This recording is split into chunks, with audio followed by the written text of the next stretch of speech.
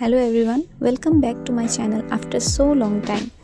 তো আমি এসে গেছি নগাঁও আমার মাসির বাড়িতে। স্কুল কিছুদিন বন্ধ ছিল, তাই ভাবলাম যে কেননা মাসি এখান থেকে গিয়ে একটু ঘুরে আসি। তো আজকে আমি আপনাদের সাথে শেয়ার করব যে আমি হোল ডে ওখানে কী করলাম। তো চলো আসো স্টার্ট করি ভিডিওটা। তো সবার প্রথমে আমরা আমাদের দুটো বেড গুছিয়ে নিয়েছি, কেন কি এটা টুকটাক কাজ তো থাকেই। আমি আর আমার বোন মিলে সেকেন্ড বিছানার রুমটা গুছিয়ে নিলাম। তারপরে ব্রাশ টাশ করে এসে পড়েছি আমরা ব্রেকফাস্ট করতে, লাইট ব্রেকফাস্ট। এরপরে আমরা মাসিকে একটু হেল্পও করে দেব। আজকে কি হবে, রুটি আর তরকারি। তো মাসি রুটিগুলো বানিয়ে নিয়েছে আর আমি মাসিকে একটু তরকারিটা বানাতে হেল্প করে দিয়েছি। তোমরা আবার ভেবো না যে আমি খুব ভালো রান্না করি, এরকম কিছুই না। মাসি সবটা করেছে, আমি জাস্ট অল্প হেল্প করে দিলাম টুকটাক। তারপরে টানা আমাদের সব তরকারি রেডি। এরপরে খাওয়া দাওয়ার পরে এসে পড়লাম আমি একটু অ্যাসাইনমেন্ট লিখতে, যেটা আমার পিছা একদমই ছাড়ে না। এগুলো সব কমপ্লিট করে আমি লাস্টে গেলাম চান করতে। অ্যাকচুয়ালি নভেম্বর এসে গেছে, তো ওয়েদারটা নগাঁওতে একটু ঠান্ডা। যাই হোক, আমি চান করে চলে গেলাম ঠাকুর ঘরে গিয়ে আমি ঠাকুর প্রণাম করে সিধা চলে গেছি বৃন্দাজির কাছে জল ঢালতে। এটা কিন্তু আমার একটা ডেলি রুটিন। আমি রোজ গিয়ে বৃন্দাজির কাছে আর সূর্য দেবতার কাছে জল ঢালি, আমার মনটা খুব শান্তি লাগে। তো মাসির বাড়িতে এসেও আমি সেমটাই করেছি। এবার বৃন্দাজির কাছে জল ঢাললে নাকি বহুত কিছু মনের আশা পূরণ হয়। তো আমি জল ঢেলে চলে গেলাম ঘরে, গিয়ে ঠাকুরের কাছে একটা প্রদীপ জ্বালিয়ে আমি ঠাকুরের কাছে প্রণাম করলাম। যেহেতু এটা কার্তিক মাসে তুমি যাই করবে তাই ফল দিবে।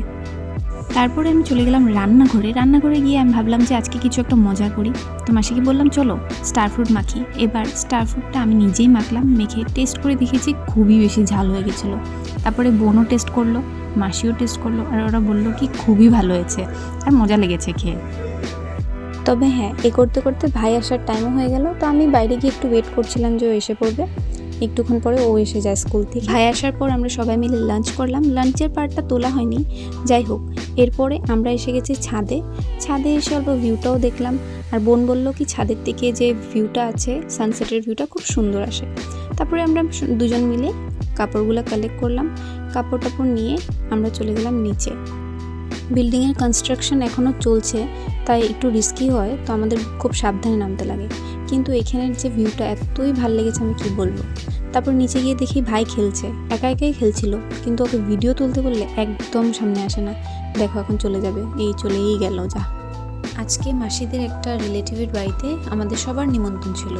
তো মাসি আমাকে বললো তাড়াতাড়ি রেডি হয়ে নিতে। তো আমি ভাবলাম জিন্স আর টপটাই পরে নিই। তো আমি ফটাফট কাজলটা লাগিয়ে নিলাম, আর মাসি চা বানিয়ে এনেছিল। চাটা একটু খেয়ে তারপরে আমি ঝট করে রেডি হয়ে গেলাম।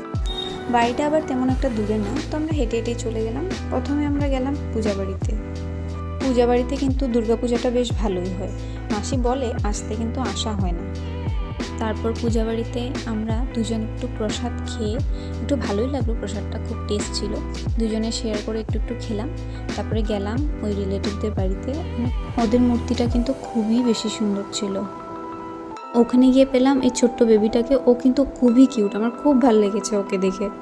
তারপর আমরা অল্পটুক প্রসাদ পেয়ে বসে অল্প গল্প করলাম সবার সাথে। খুব ভালোই লেগেছে আজকের দিনটা। আর আজকের ব্লগটা এখানেই শেষ। Thank you.